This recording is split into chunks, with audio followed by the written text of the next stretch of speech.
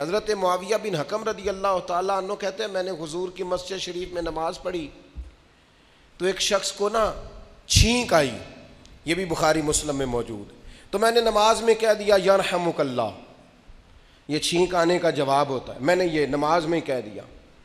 तो बहुत सारे लोग मुझे घूरने लग गए, कुछ ने अपने हाथ भी मारे जानू पर कि ये क्या कर रहे हो, नमाज में बोल रहे हो।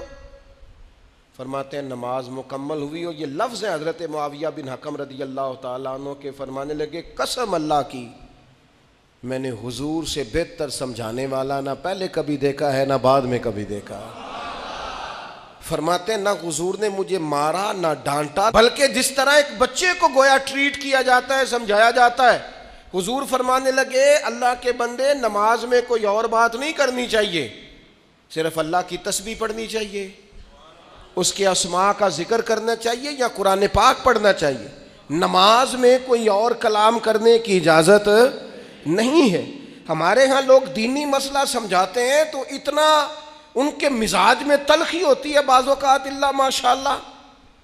कुछ लोगों की तबीयत इतनी करख्त होती है, बच्चा नमाज पढ़ रहा है और हाजी साहब उसके साथ खड़े नमाज पढ़ रहे हैं, लेकिन वो उसको खड़ा कर रहे हैं तो यूं कंधे से हिला कर तेनू आज तक नहीं पता नमाज है कि या दीन सिखा रहे हैं। ये अखलाकी रवैया दीन सिखाने का, ये लबो लहजा दीन सिखाने का, कतन ऐसा कोई काम न करें। मैं तो ये मदारस के असातिज़ा से भी कहता रहता हूँ, मैं कहता हूँ नबी पाक ने कभी किसी को नहीं मारा।